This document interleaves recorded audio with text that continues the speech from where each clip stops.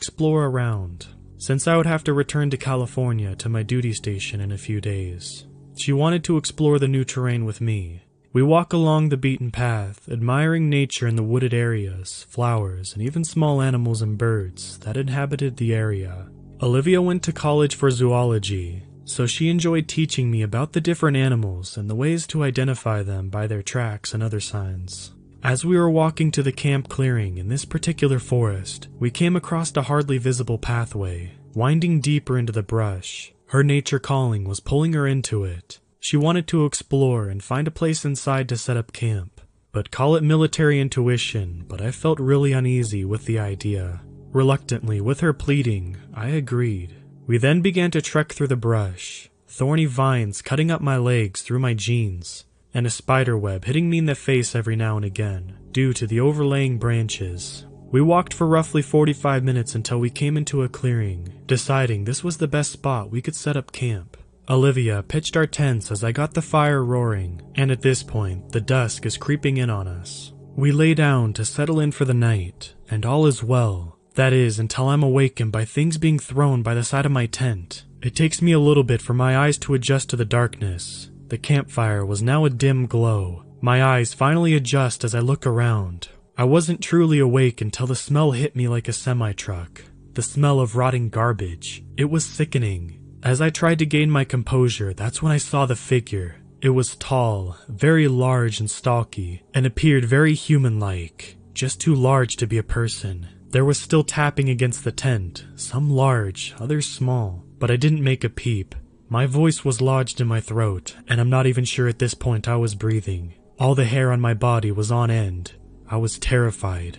Olivia shifted in her sleep, opening her eyes. "Hey, is everything okay?" I cut her off by placing my hand over her mouth, raising a finger to my lips in order to tell her to be quiet. That's when I heard it. The growling. It was low, more like a grumble and a groan than a growl, but it was a sound like no other. It was enough to make even my drill sergeants piss themselves. Our eyes directed to the zipper, and it began to move. It slowly started unzipping. Whatever this thing was, it was getting into our tent. I reached next to me and grabbed a small handgun I took everywhere with me, and took aim. A rather loud bang is heard as I took my shot, making a direct hit into the thing's shoulder. A monstrous growl scream is heard. It rattled me to the bone, and Olivia only cried out of pure fear. We watched as this figure disappeared, and we didn't fall asleep just in case it returned. I stayed with her all night, my handgun at my side. The next morning, we were packing all of our stuff and getting ready to head out when we saw it. A stocky figure standing in the tree line. It was around 8, maybe 9 feet tall. It was large, hairy, and seemed rather human-like, besides its dark, deep eyes and fur-covered body. It just watched us as we collected our things. We never broke eye contact either. The thing just watched before sinking back into the woods. We've never ran so fast in our lives back to the main road. Olivia still has nightmares about this thing that terrorized us by throwing things and opening our tent. And I'll admit, the thing really creeped me out. Let me just tell you, I haven't been camping since. During the summer of 2016, my larger group of friends and I went camping out at this spot called Desert Creek. It's a place that's about 100 miles from any town, deep in some mountains in Nevada. I'm not of any sort of native descent, but I've heard a few skinwalker stories before. I didn't believe them too much until this night. My large group drove out to the camp spot and got set up. Being stupid teenagers, we started drinking. It was 4th of July weekend, so the camp spots were sort of busy, but all of the spots were pretty far apart, so we didn't think we would have too many problems. The drinking started around 2 in the afternoon, right after we set up camp. While setting up my tent, I noticed some odd footprints, but didn't think too much of it. By the time night fell, all of us were pretty drunk. I decided I had to go take a leak, so I walked over to a tree. But before I could, I saw what looked like a coyote, but something was off about it. It turned and looked at me and stood up on 2 feet, and it sounded like it was trying to say something to me, but it couldn't get out the words.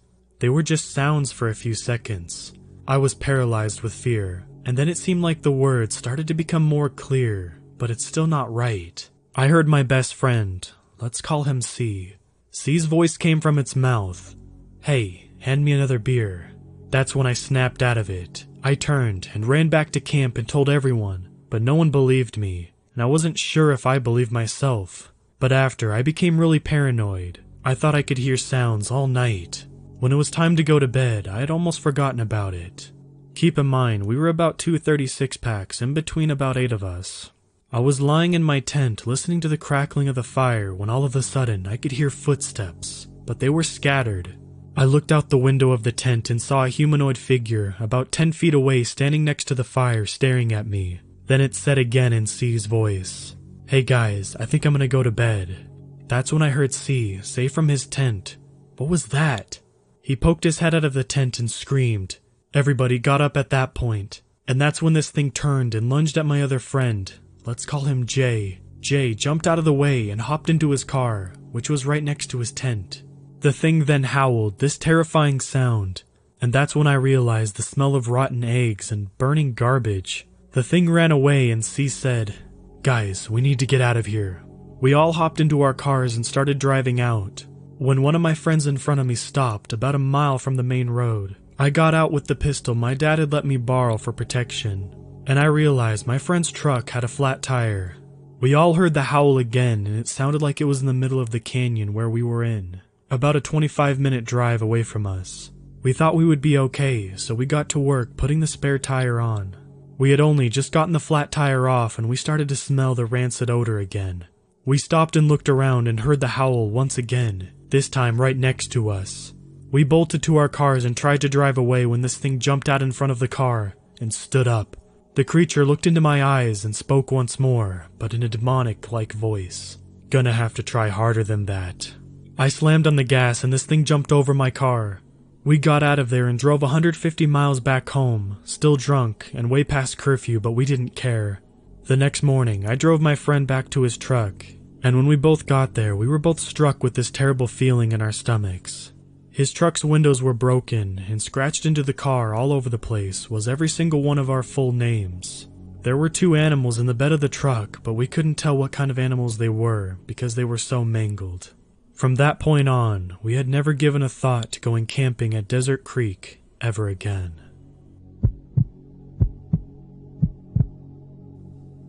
I will not say my name for this story, as I am afraid they will find me, but you can call me Rose.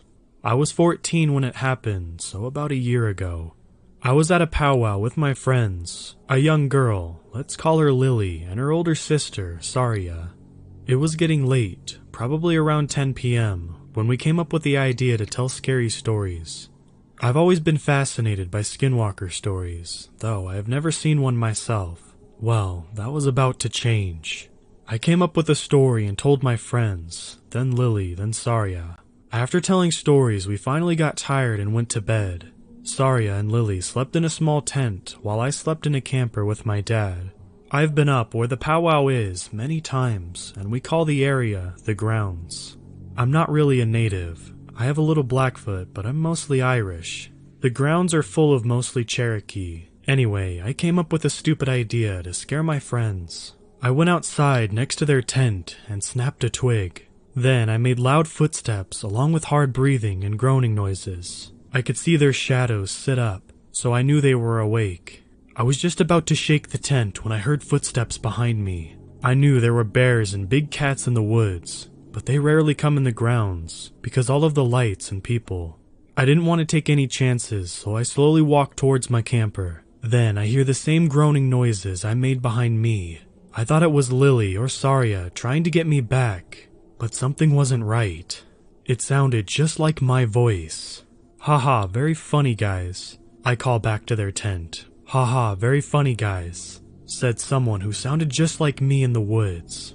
Then I see Lily and Saria walk out of their tent. "Will you stop? We're trying to sleep," said Saria in an annoyed voice. A branch breaks and echoes in the woods. Saria and Lily look behind them to see nothing.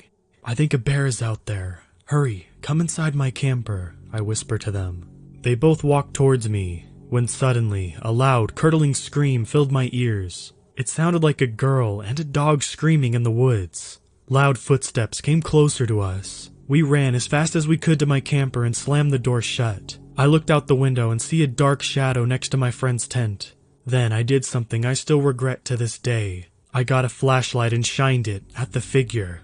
It had the head of a bear and the upper body of a human and the legs of some kind of dog. It stood on its hind legs and stared at us with glowing eyes.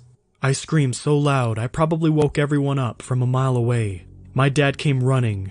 "What's wrong? Are you okay?" I yelled, "Skinwalker! I saw a skinwalker." My dad got out his shotgun while his friend, who was staying the night, let's call him Jack, grabbed a bowl of sage. My dad ran out the door to see nothing. Jack lit the sage and put it in the bowl outside the front door. We stayed inside the rest of the night. The next morning we went out to investigate the area where the skinwalker was. All of us almost puked from the rotten smell of animals. I went home the next day.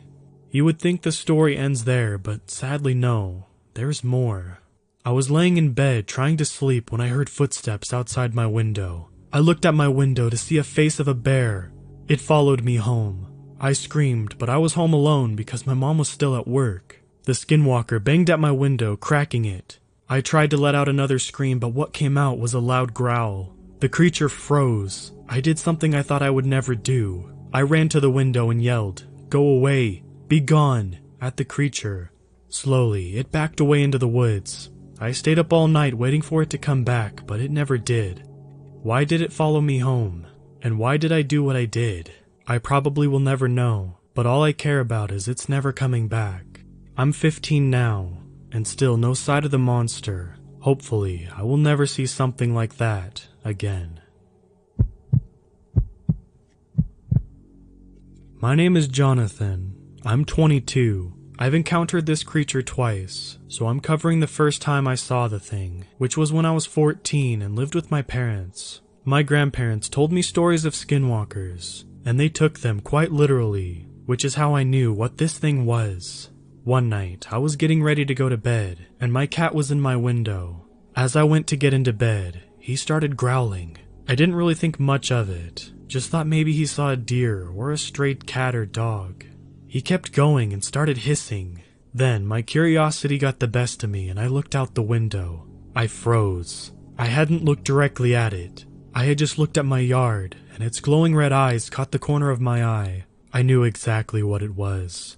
I tried to move, but I just couldn't, as it just stared at me and my cat, still hissing and growling. A couple of seconds went by and it let out a curdling scream, so loud it might as well have been right in front of me. I broke the gaze and closed the curtains, grabbing my cat and getting away from the window. Then, not a couple seconds later, I heard a tapping at my window. I knew they were really fast, so I wasn't surprised that it got to my window so quickly. My gut had sank at this point, and I couldn't move. My cat was silent but on edge, and all of its hair was standing up. Then it tried to speak. There's no explanation on how it did this, but that it's been around for a very long time. It said, "Jonathan, come here. I need your help." The most frightening part about that was it was in my dad's voice, but he had been gone for over a year now. The tapping continued for about 10 minutes and stopped completely. Longest 10 minutes of my life. After it stopped, I heard footsteps stomp off quickly into the woods where I lived. I didn't get any sleep that night, and the next morning everyone was up and didn't seem like they had heard anything, and acted like everything was normal. I haven't told anyone, and you're the only person I've told this. I couldn't tell if it was a skinwalker or a wendigo, as I didn't see any of its features except that it had glowing red eyes, and that it mimicked my dad.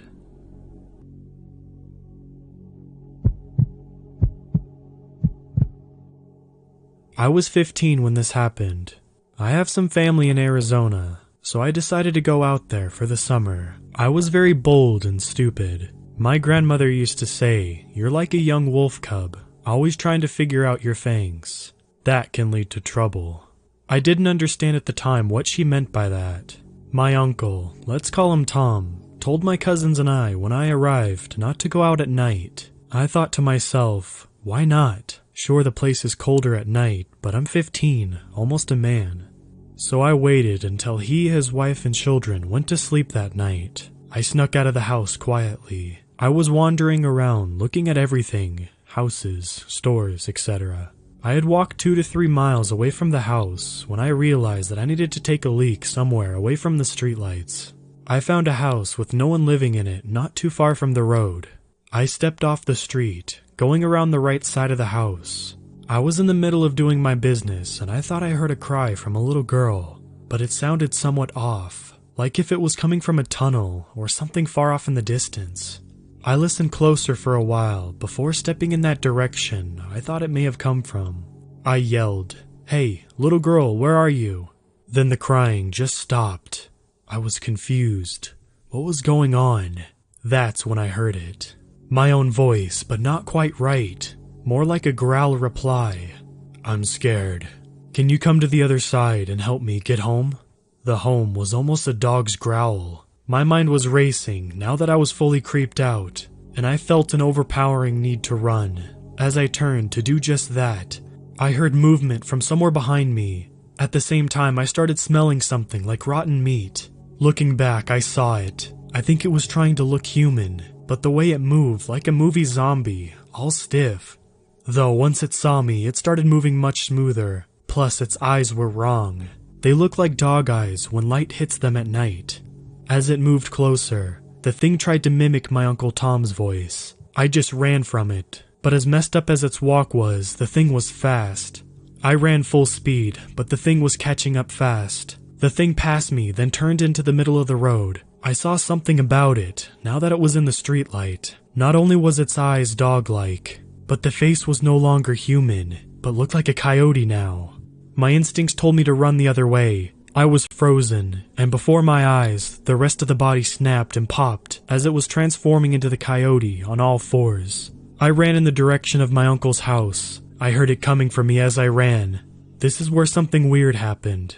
As it got close this time, my mind went blank. I don't know how to explain this, but I'll do my best. I saw a gray wolf in my mind's eye, and I turned realizing a growl from my mouth that even sounded like a wolf's growl. The thing stopped, clocked its head to the side, and just stared at me. The thing looked like a coyote, but it was standing on its hind legs. I started walking backwards, seeing the gray wolf, and knowing I was using my instincts at the moment, that if I turned to run, it would cease to chase me down and get me. I kept my eyes on it until I was almost to my uncle's door, where I regained control of my mind. Going into the house, I heard scratching on the door, asking in different voices to be let in for an hour, then it left. It did come back the next night to my uncle's house, but Tom knew what it was after. Looking at it through the window of the front door, it pretended to be human again, but tried to use my voice to get Tom to open the door. He went straight to work, burning sage and other herbs, afterwards asking me if I was the only one it was after. I told him everything. He was mad, telling me, "You're safe for the night, but I'm sending you home in the morning." I know he was mad, but I needed to know what this was. He told me it was a skinwalker, and it was going to hunt me until it loses my scent. He told me about the legend of them, but the wolf thing, he smiled and said that, "You'll have to figure that one out for yourself." The next day, I was picked up by my mom. I am afraid to go back that way. I don't walk at night anymore, and I still have no answer about the wolf thing that stopped through my mind that night.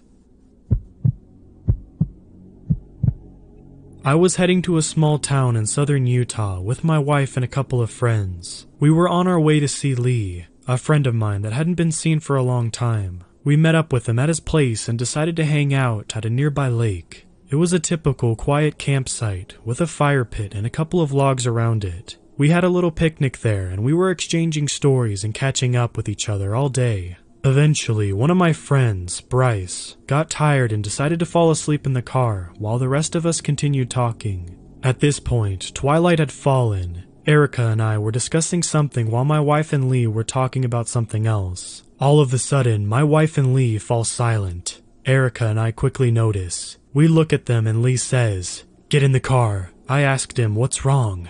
And he says, "There might be a skinwalker around." Now, Erica and I had no idea what a skinwalker was at the time, so we asked him to explain. After his explanation of what it was, Erica and I, being the only sensible thinkers at the moment, and Bryce just barely waking up from us jumping in the car, decide we should investigate, believing that it was probably just some kids in a nearby campsite trying to mess with us. We came to the top of the hill that was between our campsite, and looked for any likely candidates for the scare.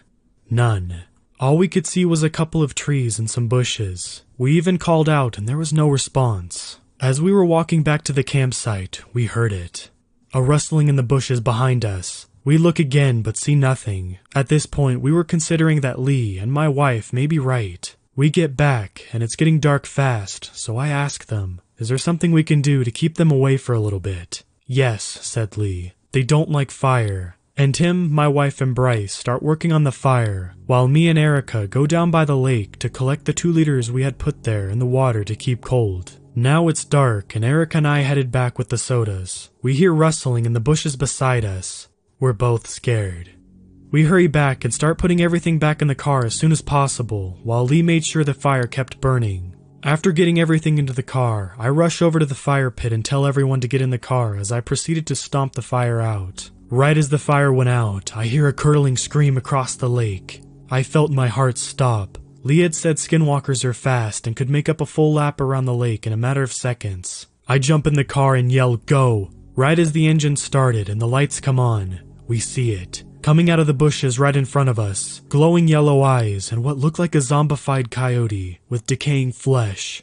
A skinwalker. We backed up and peeled out of there as fast as we could. This happened 2 years ago, and it still scares me to how close of a call it was. I am honestly amazed that we all survived such a close encounter with this skinwalker.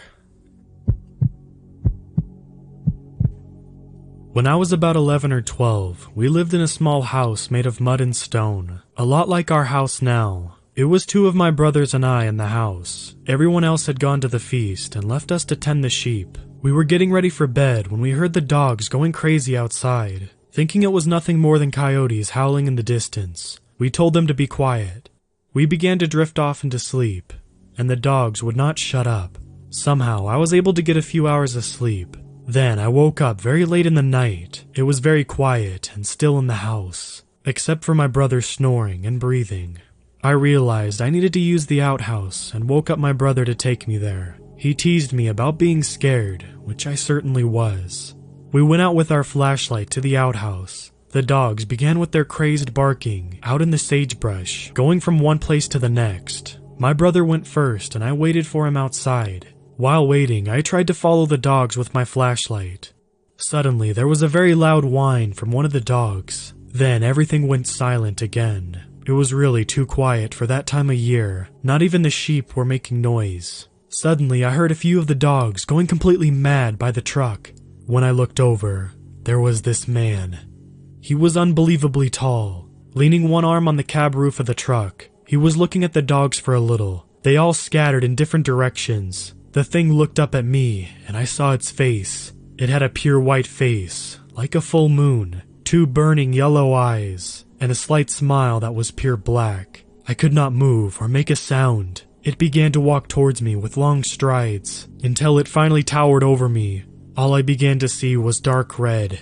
I kept getting deeper and deeper into its eyes. I could faintly hear my brother coming out of the outhouse. With this, the thing looked up at him. Reality came rushing back to me. I noticed my brother was too distracted with his buckle to realize what was going on. I noticed this thing's long hands hovering just inches from my head. Its skin was black ash and smelt like rotten flesh in the summer. I was still unable to move or speak. The skinwalker began to move toward my brother. Finally noticing this figure, my brother became paralyzed as I was. Closer and closer it drew. Reaching its arm out toward my brother's head, something finally snapped in me. I became unbearably angry. I broke from the trance and lunged at the skinwalker, raising my arms like a wild animal and baring my teeth at it. A growl came out that I never knew I could make. I became more angrier at the thing that it was trying to hurt us. It kept that smile at first, but the angrier I got, the more the smile faded. Finally, with everything I had, I began to make a primal roar at it. It fell backwards and ran into the night. Looking back at me, its eyes were dim and dull, its smile now long since gone. The next morning, my family returned home from the feast. After relaying the story to my parents, they quickly hired a medicine man. I'm half Navajo and half Mexican. For over 20 years of my life, I've lived on the Navajo Nation reservation in New Mexico. My Native American side of the family always warned us to be careful at night.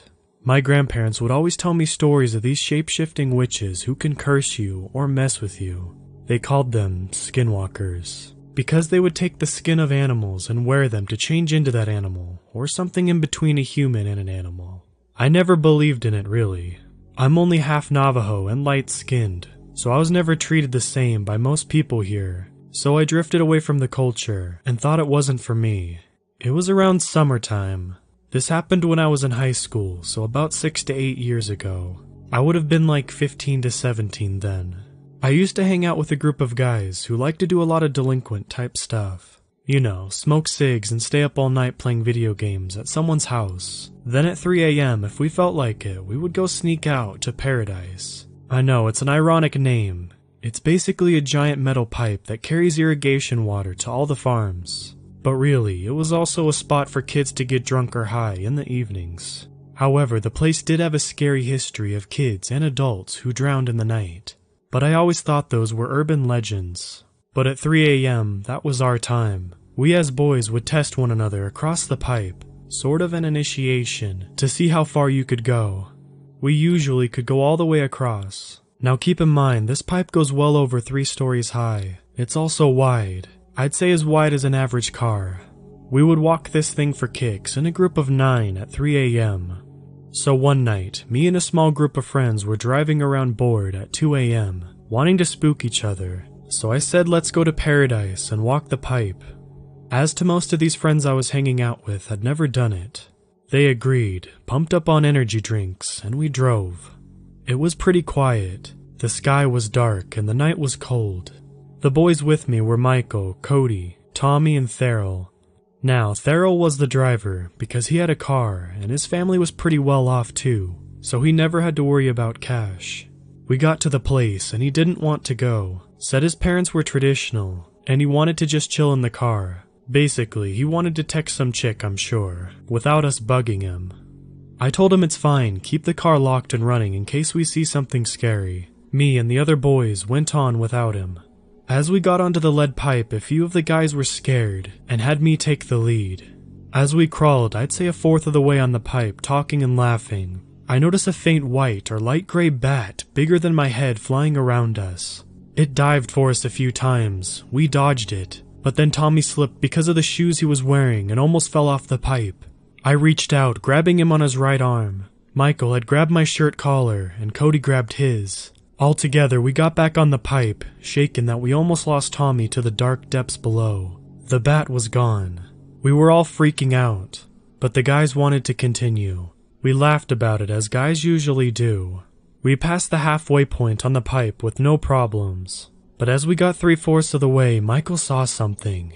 You see, at the end of the pipe there's a hill. Behind that hill, it's very brightly lit because of a church somewhere off in the distance. Anyway, on that hill was a black figure of pointy ears, a dog silhouette.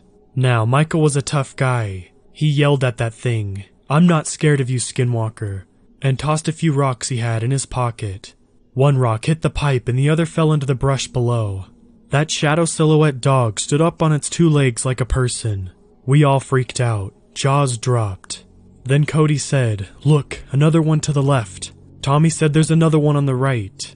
So there's 3 silhouettes of pointy dog-eared people on the hill. I told them to back up so we could get back to the car. The things to the right and the left of the hill started to move down the hill towards us. Now there's just one standing on the hill, the one who stood up first. Now we're trying to go back, but we're still halfway. Under us, complete darkness. It's quiet for a few minutes. Then we heard a girl crying. Sounded like she was hurt and scared. We were overcome with a strange feeling of wanting to help. Michael wanted to go back towards the end and crawl down the pipe to help this girl. I almost followed too, but inside I said, "No, this is wrong. Something isn't right." So I yelled at him and everyone, saying, "Are you stupid? Look at the thing up there on the hill. Did you not see those things? It's a trap. Let's leave that fake crying. If that girl is hurt, we'll come back when the sun is up in 2 hours." Now, the moment I said this, the crying stopped. All the guys freaked out, saying they can't believe what came over them. They said they almost forgot what we saw before. Halfway on the pipe now, we hear a drum being played. We start running. Running on this pipe, almost to the car. Corey stops us. We can all hear it, and it sounds like a pack of snarling, growling, yelping coyotes. But it's pitch dark below. But we know they are under us. We run, full speed. Not looking back in the car, we yell and drive as fast as we can back onto the dirt road to a well-lit gas station, and explained what happened to Theryl. We couldn't get the girls crying out of our heads, and we went back in daylight just to make sure. We did not find the girl. Instead, in the area, we heard the crying and we saw a coyote watching us a close distance away. It was not shy. It looked at us for 4 seconds and walked into the brush. I did not go back there after that. This was about a year ago. I lived in Michigan. My older brother was planning a big cruise to Mexico and then invited me to go along. I agreed because I'd never left the country before, and I thought it would be a fun trip. So it was a day before the flight, and I went over to my cousin's to sleep, because our flight was very early and I live 40 minutes away. My cousin's backyard is completely woods with a small creek, and it's beautiful down there in the summertime. But it was about March when this happened, so the woods were very bare. It was getting late, and we were all starting to go to bed. I slept in the living room while my cousin went upstairs to bed with her husband and said goodnight. I was up